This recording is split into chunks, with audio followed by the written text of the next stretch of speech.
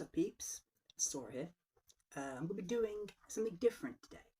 I'm going to be doing a video game series ranking list. Now, if you saw just a second ago, I am wearing a Crash Bandicoot shirt. So I'm going to be ranking not all the Crash Bandicoot games, but I'm going to be ranking Crash Bandicoot games. Now, before I begin, I want to get a few little not disclaimers, but a few things out of the way. I'm not going to be including any mobile games. So games like Crash on the Run and Crash Nitro Kart 3D and Mutant Island are not going to be on the list. Also, I'm not going to be including games that are not Crash Bandicoot games, but Crash has appeared in. So, games like Skylanders Imaginators isn't going to be on the list either. And the final point, when I include games that had multiple different versions, I'm only including the main console version. So for example, when I say Crash Nitro Kart, I mean the Crash Nitro Kart console game that was on the PS2, Xbox, and GameCube. I don't mean the game that was on the GBA. When I say Crash of the Titans, I mean the main console game, not the multiple different handheld versions. Because if I included those, we would be here all day.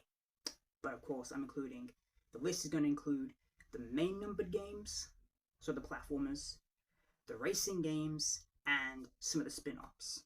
So, with that in mind, let's begin with the game that I'm going to be doing them in chronological order, by the way. Let's begin with the game that started it all. Now, obviously, I should probably preface this. This is going to be a tiered list. So we're going to have S, A, B, C, D, E, and F. S means the game is pretty much a masterpiece, that it's a fantastic game, one of the best games in the franchise. A means the game is fantastic, still one of the best, but has a few things about it that prevent it from being an almost perfect game. B means the game is good. C means the game is just mid, the game is okay. D means the game is just below average, but it's still a decent game. E means the game is pretty mediocre, but has decent elements to it. And F means the game is, well, bad. So with that out of the way, let's begin with the game that started it all, the original Crash Bandicoot 1 from the PlayStation 1 from 1996. Now, I went back and forth on where I was going to place this. At first, I was thinking I had to place it into S just because it's the first game. Then I thought, maybe I should put it into B because it's not that, it hasn't aged too well. But I thought the best placement for Crash Bandicoot 1 would be to put it under A. Now, my reasoning for this, I will explain with each game. My reasoning for putting the first Crash Bandicoot under A, my reasoning for that is pretty simple. My reason for putting Crash Bandicoot 1 under A is because it is a fantastic game. It's important, okay? It paved the way. It started the franchise and it paved the way for all other games of its type. It showed that the PlayStation was capable of things that the N64 was capable of. It pioneered 3D platformers alongside Super Mario 64. So by all that measure, it should be under an S. But the reason why it's an A is because if you compare it to its two sequels that are on the same platform, it's not as good. Now, obviously, 2 and 3, I think, are both fantastic games. In fact, Warped is one of my favorite games of all time. If you watch my Let's Play of the Insane version of Warped, you'll know what I think about it. But I still think the Crash 1 is a great game. I just think it's one of those games that's very a product of its time. You can't save the game unless you complete a bonus round. You can't get any of the box gems unless you break every box in the level without dying. Which the Insane trilogy kept for the color gems only, but this game kept for every level. Also, let's be 100% honest here. This game is very, very, very, very difficult. It's a first game in a series that truly feels like a first game. You can tell it was the first game in the series. So for that reason, it's getting an A. Next, we have Crash Bandicoot 2 Cortex Strikes Back, the original game, the sequel from 1997. Now, I thought at first I was going to put this under the same ranking as the original Crash Bandicoot. Now, the reason why I was hesitant to do that was because while personally to me I feel like it's as good as the first game, it's better than the first game. Now, I want to preface something here. When I give these games a certain ranking, these will be, when all this video is together, the chart that will be on the thing will be up here probably, wherever my editor landers, I'll put it. They'll be put in the position of order that I think they fit on that particular letter. So this one's not going to be at the top of this letter, but Cortex Strikes Back gets an S. It's a sequel done right. Everything that worked with the first game is improved upon, and everything that needed to be improved upon has been improved upon. You can now save between levels. You no longer need to complete a level without dying to get a gem. The levels are easy. The game is easier. Don't get me wrong, the game is still very, very difficult. If you only need to look at my Let's Play of Crash 2, the Insane version, to see that. The game is still difficult. However, I do feel like it is a much better game than the original, and for that reason, it gets an S. Next, we have Crash Bandicoot Warped from 1998. Let's just not be around the bush here. This game gets an S. This game, to me, is where Naughty Dog perfected the Crash formula. I know some people take issue with it because it has levels that aren't in platform genre. It has a lot more genres mixed together. It tries a lot of different things. But pretty much all of what this game tries to do with the different types of levels, with like the vehicle levels, with the motorbike, and with the biplane, and the jet ski, they all work. All of the different level types that this game tries to do just work. They work well together. It has the best level design of the original trilogy. It has the best difficulty balancing of the original trilogy, and introduced new mechanics and new power-ups. It basically took a great game in Crash Bandicoot 2 and improved upon it to make what I genuinely believe is the best game in the series, except you'll see a little caveat with it. So it gets an S. Next, we have Crash Team Racing, the original Crash Team Racing from 1999. Now, let's be honest, there's only one position that this game can go in, and that's S. I couldn't put this game in anything but S. I grew up playing this game too much. This game has too much going for it. Whenever you ask somebody who grew up during this time period what they think the best kart racing game is ever made, or you just ask anybody in general, if they don't answer with Mario Kart, any of the Mario Kart games, they will probably answer with Crash Team Racing. It is that good. So for that reason, it gets an S. Also, the track design is phenomenal. Just everything about Crash Team Racing is fantastic. Now we have the first game in the series that was made without Naughty Dog. This next game was made by Eurocom, who took the reins of the franchise while Sony still had rights to it. Crash Bash. Now, here's the thing with Crash Bash. It becomes immediately evident when you play it that this game is made without Naughty Dog.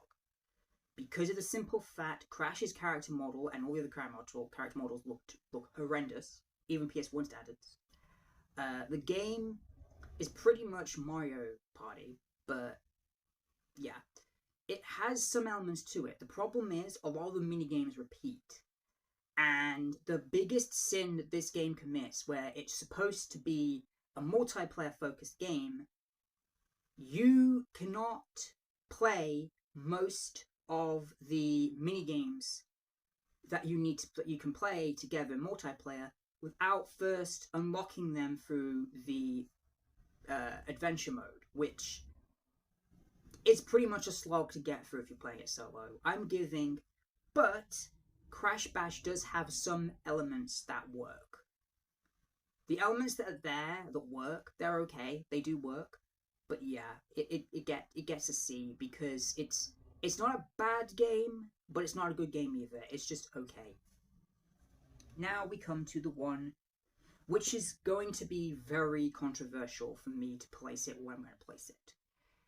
Crash Bandicoot: The Wrath of Cortex. Now, there are people who absolutely hate this game. There are people who love this game. There is pretty much the opinion around Wrath of Cortex is pretty much mixed. Not everybody loves it, not everybody hates it. There are people who think it's okay. I am going to put Wrath of Cortex in C. Now, I know a lot of people think that that's the safe option. It is the safe option, but it's genuinely where I feel it goes. Wrath of Cortex pretty much tries to replicate what worked with Warped, but takes it too far. It's almost like they thought, what made Warped so popular? Oh, all of the vehicle levels. So let's just throw so many of them in there. Wrath of Cortex is, I've said this multiple times before, but I've never said it in any of my videos because I haven't had a chance to talk about Wrath of Cortex yet. Wrath of Cortex is a cute, confused clusterfuck mess. It's a game that tries way too many things and just it does all these things and hopes and prays that they work. Now, there are redeeming qualities of Wrath of Cortex. It is an okay game. It did, at the time that it released, it was okay. But it's very evident that it tries so hard to be what Warped was, but better. And it fails because the game's level design is very weird. It has way too many vehicle elements. It has some levels that are a complete slog to play through. If you know, you know. And it just has... It's just the design of it is very all over the place. However, I will say the soundtrack is absolutely phenomenal. But yeah, Wrath of Cortex gets a C. Next, we come to the first handheld entry. We come to Crash the Huge Adventure, or as it's called over here in the UK, Crash XS. This was the GBA game. This was pretty much... Huge Adventure is pretty much Crash 2, but side-scrolling. Yes. Huge Adventure is pretty much Crash Bandicoot 2, but side-scrolling. That's not a bad thing. The game is still really good. For what they were able to achieve on the GBA, really, really good. I'm going to give it a B. I'm going to give it B. It's not quite at the standard that the main trilogy, the original trilogy is at, but for what it's, considering it's on the Game Boy Advance, it is still a really good game, and it really feels like they took the best elements of Cortex Strikes Back and Warped and just mixed them together and made them into a side-scrolling game, so it gets a B. Next, we have, it's the sequel to the Huge Adventure, we have Entranced. Now, Entranced is pretty much, if Huge Adventure is a side-scrolling, handheld Cortex Strikes Back, then Entranced is Warped mixed with Wrath of Cortex. Now, you might groan and be like, this gets to B as well, and you put Wrath of Cortex into a C. This game is better than Wrath of Cortex. This game takes the only new levels that were actually good about from Wrath of Cortex and puts them here. The level design is pretty good. Entrance himself is a really bizarre looking enemy. But yeah, the game has some really good level design in it, so it gets a B. Next, we have Crash Nitro Kart. Now, this is the main console version of Nitro Kart. This game was basically, some people regard it as a sequel to Crash Team Racing. Some people consider it a spiritual successor. I think it's now confirmed it's a sequel, given the fact that its tracks are also in Crash Team Racing Nitro Fueled. This game I'm going to give an A. It's not as good as Team Racing by any stretch of the imagination, but what it adds new to the table is really good, with the boxes that activate different traps on the tracks and things. What it adds to the Crash Racing formula, it's decent. However, it plays it a little bit too safe with its design being way too similar to Crash Team Racing. So for that respect, for that and that alone, it gets an A. Now we come to Crash Bandicoot Purple Ripto's Rampage. This game is awful.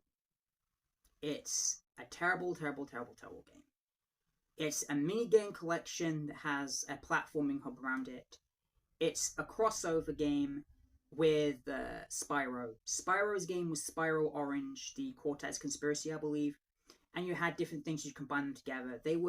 This was the first official crossover between Crash and Spyro, and it sucked. This game is getting an F. Like, it just is. This game is terrible. The mini-games are ridiculously bad. The game itself is horrifically bad. Just everything about this game is really, really bad. The mini-games aren't even redeeming about it. There's just nothing redeeming about this game at all.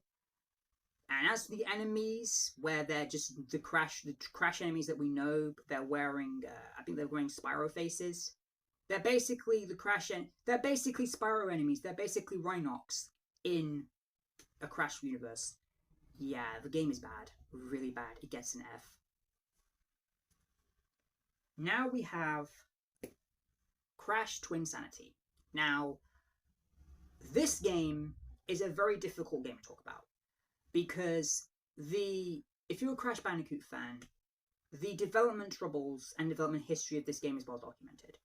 This game had a lot of content cut from it. The game was rushed out to meet a release date. The game, basically what we got was a vastly different product to what we were supposed to get.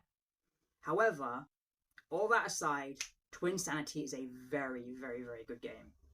It's not S tier, but I'm going to put it into A, because the game is phenomenal. The only problem that it has going against it is it had a rushed development cycle, and so much cut content has been removed, and you can tell that content is removed. But yeah, Twinsanity is a phenomenal game, but it gets an A just simply because of the problems it has with the content missing and the rush development. But it's still probably the best, outside of Crash 4, probably the best non-Naughty Dog Crash Bandicoot game. So yeah, and I think a lot of people would love to see a remake of it. Next, we have Crash Tag Team Racing. Now, Crash Tag Team Racing falls under the same situation that Wrath of Cortex has, and also the same situation that and the opposite situation to what Crash Nitro Kart has. Whereas Crash Nitro Kart was trying too hard to be similar to Crash Team Racing while evolving, Crash Tag Team Racing tries too hard to be the opposite. Tag Team Racing basically is a racing game where you where other racers can fuse to your car and basically be the firepower on the back. Basically, it's a Crash Bandicoot equivalent to Mario Kart Double Dash. This is all played out through a theme park that has platforming elements. So this game is confused by what genre that it wants to be in. Plus, this is the Crash game that has the ability for you to burp on the main menu. It's a ridiculous game. I know it has its fans. It has its fans. I don't dispute that fact. But for me personally, this game is just not very good. The track design is kind of mediocre too, in my opinion. The concept is good, it just fails in its execution, and it's too confused by what it wants to be. So I'm going to give Crash Tag Team Racing a D. I am sorry to anyone that likes it, but that's just my opinion. Next, Crash Boom Bang. This is a DS game which is a spiritual successor to Crash Bash. And I am going to be 100% brutally honest. This is the worst Crash Bandicoot game to ever be made. This game is actually garbage. There is a reason why, whenever people talk about Crash Bandicoot games, nobody ever mentions this one in a positive light. That's because there is nothing positive about this. It's pretty much Crash Bash, but worse. It has an annoying mechanic where other players can throw you off by spamming stickers and stuff on the screen, which when you're playing minigames is always distraction. The character models look absolutely terrible. Pinstripe looks like he sniffed multiple bags of coke before he entered the game. It just looks absolutely horrific. The gameplay is terrible. It is just a very, very, very, very bad game. And I would recommend that everybody, even the most diehard Crash fans, to avoid it. Because it is terrible. Next, we have Crash of the Titans. Now, I know somebody, my partner Neku, who has his own YouTube channel, by the way. He likes this game. Now, yeah, that's his decision. Do I think this game is good? I like the mechanic of you being able to take control of the mutants with Aku Aku. I like that aspect of it. What I hate is the fact that you have to unlock the spin and then it's on a meter that wears you out. I don't like that idea.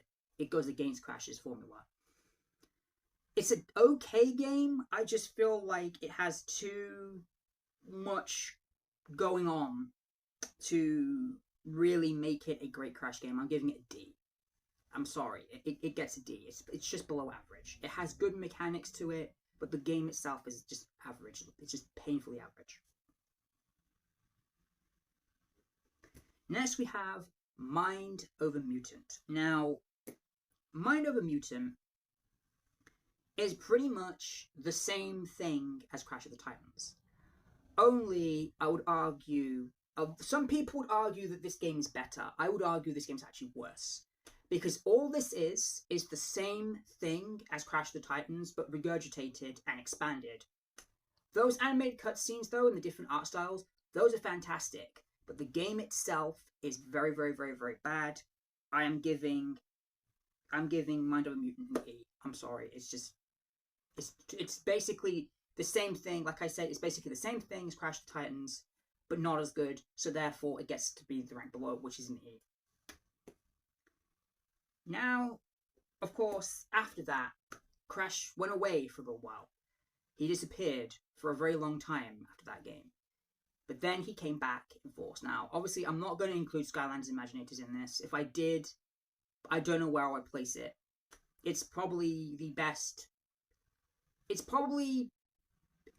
has Crash and Spyro in it, so it has that going for it. But I don't know where I'd rank it. But next is the N-Sane Trilogy. Now, let's just get this right out of the way. This game gets an S. There's no other position I can give this game. This game gets an S.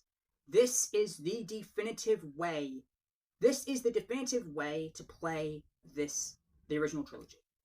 Obviously, it has issues. Some people have issues with the difficulty. It's harder than the original trilogy, except for Crash 1. It has some weird collision detection, and some of the soundtrack tracks are a little off. But it's still a fantastic game, and is the best way to play the original trilogy. It gets an S because of that. I'm playing through it on my channel. I'm loving playing through it, even though it's frustrating me. It gets an S because it's a remake trilogy done right. Speaking of remakes, we have Crash Team Racing Nitro Fueled. Interesting fact, this game came out on June 21st, which is my birthday. This also gets an S. This is basically Crash Team Racing that we know, but modernized. Now, I would argue in a lot of ways this is superior to the original Crash Team Racing because it adds a lot of elements. You also have the Nitro Kart tracks in here. You have a bunch of other characters. You can play as Spyro in this game. This is basically to Crash Bandicoot what Mario Kart 8 Deluxe is to the Mario series. It's basically it's Crash Team Racing but improved upon in every aspect. The only issue I have with it is the online is really badly broken now, but this gets an S too. Now we have Crash Bandicoot 4. It's about time. Now, this is the game I debated the most about where this goes. Because I do genuinely believe this is worthy of calling itself Crash Bandicoot 4. I genuinely feel that. This game is worthy of calling itself that. However, I do feel that a lot of the additional stuff that you have to do is a bit difficult. And also, on paper, the idea of there being, I can't remember what they call them, but the alternate versions of levels where you have like the levels black and white, or there's like a different filter or whatever on them. The ones that have like flipped and you have to get the purple berries in them. Those levels. I can't remember. I think they're flipped, insanely flipped or something they're called. On paper, that's a good idea. And in practice, it's a good idea. However, because the game already has more levels than the other Crash Bandicoot games, it can feel like that's a drag. Also, when you have to go through a level as Crash or Coco, then there's an additional part of that level where you can play as, say, Dingodile or Torna or Cortex. Cortex gameplay is a bit naff, by the way. And then once you've got to the point in that level where the event happened that involved that character, you then have to do the rest of that level again that you already did as Crash or Coco, and it's harder. I don't like that. I feel like that pads the game out too much. Crash 4, I would argue, does a little bit too much at times. It's still a phenomenal game and definitely worthy of being called Crash Bandicoot 4. And I would argue that that is kind of what Naughty Dog would have done if they'd actually made a Crash 4. It's definitely a better Crash 4 than what Wrath of Cortex is. But as far as I'm concerned, it tries a bit too much and it has way too much padding and backtracking for it to be fantastic. So it gets an A. Finally, we come to the final game on the list, Crash Team Rumble. Now, this one is difficult to place because this isn't really like any other Crash Bandicoot game. This is pretty much a multiplayer focused game. Now, obviously, the services of this game, the support for it is no longer available. It's all free stuff now.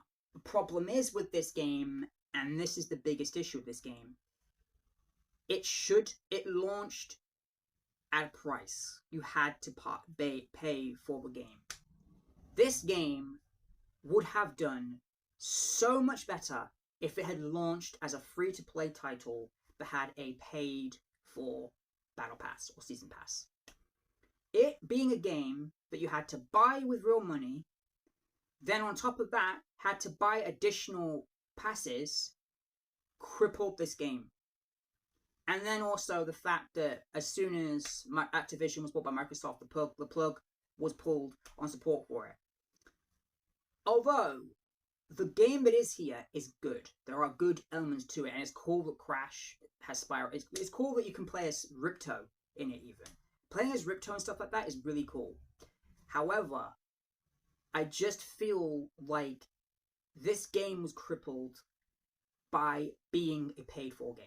If this game had launched as a free-to-play title that just had premium battle passes and stuff in it, you know, like Fortnite style kind of thing, I feel like the game would have succeeded a lot more. Because what is here is really good. It's just the problem was that you had to pay for it. Also, it would have been nice if they had added some single-player content for people too. It's okay. The game that is here is good. It's just unfortunate. It's just really unfortunate that it's just really unfortunate for the most part. It's unplayable. Well, it's not unplayable, but for the most part, it hasn't got the install base because people weren't interested in paying for what should have been a free-to-play game. So yeah, it goes into B because it has dilemmas. Okay, so let's run back down to this. In S, we have Cortex Strikes Back, Warped, Crash Team Racing. We have the Insane Trilogy, Crash Team Racing Nitro Fueled. A, we have Crash Bandicoot. We have Nitro Kart. We have Twinsanity. And we have Crash Bandicoot 4. In B, we have The Huge Adventure, Entranced, and Team Rumble. In C, we have Crash Bash, The Wrath of Cortex. And we also have, yeah, that's it in that rank, I think. In D, we have Tag Team Racing, Crash of the Titans. In E, we have Mind Over Mutant. And in F, we have Crash Purple and Boom Bang. So that was my personal ranking of all Crash Bandicoot, of pretty much all the Crash Bandicoot games apart from the mobile games and on the run. Let me know down in the comments your personal ranking of all the Crash Bandicoot games. I will be doing this for other game series going forward. This was just the first one I decided to do because a lot of people watch Crash Bandicoot content on my channel. So that's why I did that. I'm probably going to do Kingdom Hearts next in this. Which, spoiler alert, none of them will be in F. If you like what you saw, smack that like button, slap that notification bell, and smash that subscribe button. This is Sora, signing out. Love you guys. Peace.